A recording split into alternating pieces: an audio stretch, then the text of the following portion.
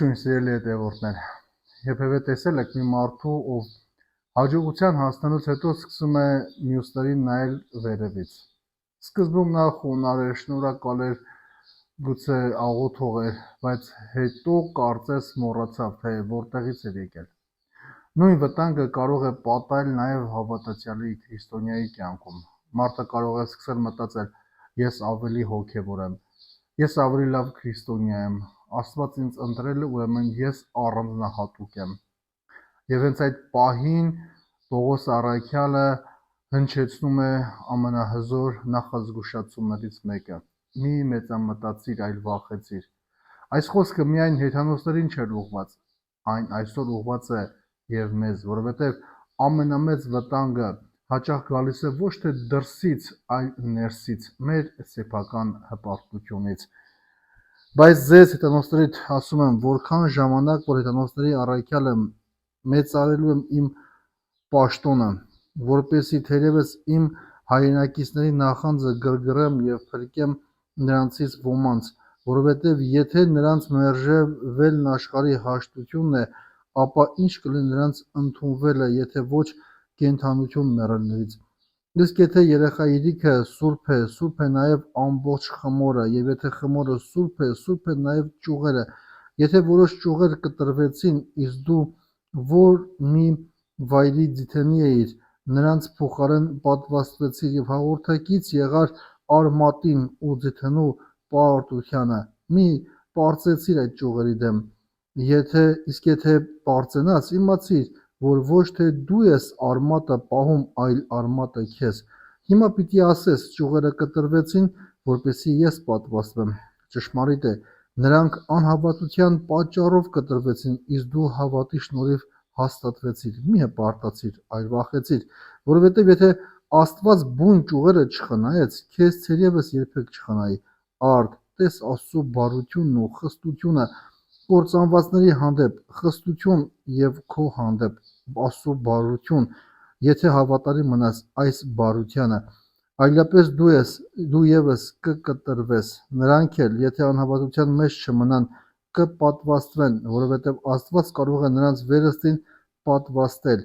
Եթե դու բնույթով վայրի ձիթենուց կտրվեցիր ու բնության հակառակ պատվաստվեցիր լավ ձիթենու վրա, որքան առավել նրանք, որ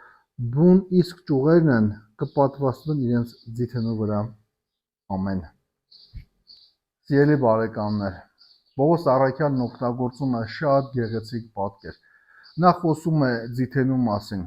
Մի քանի բնական ճյուղեր կտրվել են եւ վայրի ձիթենու ճյուղերը պատվաստվել են նույն ծառի վրա։ Այս պատկերով նա ցույց է տալիս, թե ինչպես հեթանոսները նույնպես դարձան Աստծո ժողովրդի մաս Քրիստոսի միջոցով։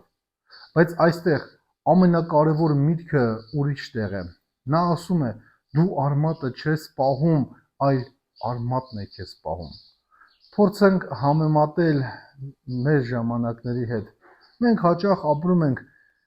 ինքնաստեղծ մարդու մշակույթում։ Աշխարհն ասում է. ես ամեն ինչին հասել եմ միայն իմ ուժերով։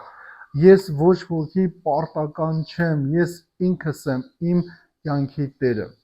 Բայց ավետարանը հիշեցնում է. եթե այսօր կանգնած ես, դա միայն Աստծո շնորհիվ է։ Եթե այսօր հավատ ունես, դա նրա պարգևն է։ Եթե այսօր ծառայում ես, դա նրա ողորմությունն է։ Առանց արմատի ճյուղը չի կարող ապրել։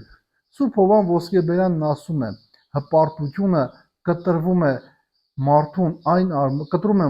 այն արմատից, որն իրեն կյանք է տալիս, իսկ խոնարհությունը պահպանում է նրան շնորհի մեջ։ Աստծո բարությունը եւ խստությունը։ Պողոսը մի արտահայտություն է անում, որը երբեմն մեզ անհարմար է թվում։ Նայիր Աստծո բարությանը եւ խստությանը։ Մենք սովոր ենք խոսել միայն Աստծո սիրուց, բայց Աստված նաեւ սուրբ է։ Նա ողորմած է, բայց նաեւ արդար։ Նա ներում է, բայց եւ չի օրհնում հպարտությունը։ Սա վախեցնելու համար չէ, այլ արթնացնելու։ Օրինակ, մեր կյանքից ինչպես սիրող հայրն է երբեմն խրատում իր զավակին, այնպես էլ Աստված մեզ ուղղում է, որպեսզի չկորչենք։ Եթե ծնողը երբեք չասի ոչ, նա չի դաստիարակի իր զավակին։ Նույն կերպ Աստծո խրատը սիրո արտահայտությունն է։ Սուրբ Օգոստինոս Երանելին ասում է. Աստծո իմաստությունը բժշկի դանակի նման է, այն ցավ է պատճառում, բայց նպատակ ունի բուժելու։ Ամենամեծ վտանգը հոգևոր հպարտությունն է, սիրելիներ։ Առաքյալը զգուշացնում է. մի մտածիր, թե դու ավելի արժանի ես, քան մյուսները, սա շատ արդիական է։ Այսօր կարելի է հպարտանալ ծառայությամբ, գիտելիքներով, աղոթքով, եկեղեցական փորձով, նույնիսկ խոնարհությամբ։ Սատանան չի դժգոհում, եթե դու շատ գիտես։ Նա անհանգստանում է, եւ դու իսկապես խոնարհ ես, երբ վերջին անգամ շնորհակալություն հայտնեցիր Աստծուն այն ամենի համար, ինչ ունես, կամ արդեն սկսել ես մտածել, թե այդ ամենը քո արժանիքն է։ Կտրված ճյուղերը կարող են նորից պատվաստվել։ Սա հատվածի ամենահուսադրող միտքն է։ Առաքյալն ասում է, եթե նրանք չմնան անհավատության մեջ, Աստված կարող է կրկին պատվաստել նրանց, ինչպիսի հույս է տալիս նա մարդկությանը։ Աստծո պատմության մեջ վերջ բառը հաճախ նշանակում է նոր սկիզբ։ Մեր ժամանակների համեմատություն փորձենք գտնել։ Գուցե ունես զավակ, որը հեռացել է հավատքից, գուցե ընկեր ունես, որ տարիներ շարունակ մերժում է Աստծուն, գուցե դու ինքդ ես երբևէ հեռացել, մի կորցրու հավատքդ։ Եթե Աստված կարող է վայրի ճյուղ պատվաստել, կարող է նաև վերադարձնել հեռացածին։ Սուրբ Եփրեմ ասորին ասում է. քանի դեռ մարդը շնչում է, Աստծո ողորմության դուռը բաց է ապաշխարության համար։ Արդի աշխարհի մեծ խնդիրը այսօր մարդիկ բաժանվում են խմբերի, ազգությամբ, քաղաքականությամբ, եկեղեցական պատկանելությամբ, սոցիալական դիրքերով, բայց Պողոս առաքյալը հիշեցնում է, որ բոլորս նույն արմատից ենք, նրանք ստանում են Աստծո շնորհից։ Ոչ ոք իրավունք չունի վերևից նայել մյուսին, ոչ ոք չի կարող ասել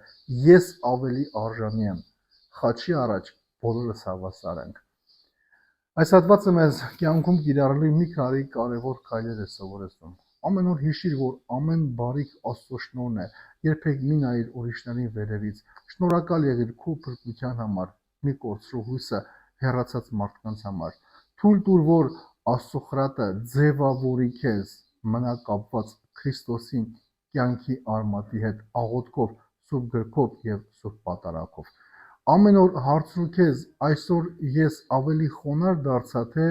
ավելի հպարտ։ Եկեղեցու հայրերը միաձայն շեշտում են, որ այս հատվածի գլխավոր թեման ոչ թե ազգերի մրցակցությունն է, այլ խոնարհությունը։ Սուրբ Հովհան Ոսկեբերյանը սովորեցնում էր, որ եթե Աստված չխնայեց բնական ճյուղերին, ապա դա պետք է մեզ վախեցնի ոչ թե հուսահատությամբ, այլ զգոնությամբ։ Սուրբ Օգոստինոսը ասում է, որ մարդը կանգուն է ոչ իր ուժով, այլ շնորհով։ Սուրբ Եփրեմ աստորին ավելացնում, որ Աստծո ողորմությունը միշտ ավելի մեծ է, քան մարդու անկումը, եթե կա ապաշխարություն։ Սիրելի հավատավոր հետևորդներ, Պողոս առաքյալի այս խոսքերը մեզ կանգնեցնում են հայելու առաջ։ Գուցե մենք վաղուց եկեղեցում ենք, գուցե տարիներ շարունակ աղոթում ենք, գուցե շատ գիտենք սուրբ գրքից համարներ, բայց ամենակարևոր հարցը սա է. մնացել ենք արդյոք կապված Քրիստոսի արմատին, որովհետև ճյուղը չի ապրում իր ուժով, նրան կյանք է տալիս արմատը։ Եթե այսօր ուժ ունես, դա Աստծո շնորհն է։ Եթե այսօր հավատ ունես, դա Աստծո պարգևն է։ Եթե այսօր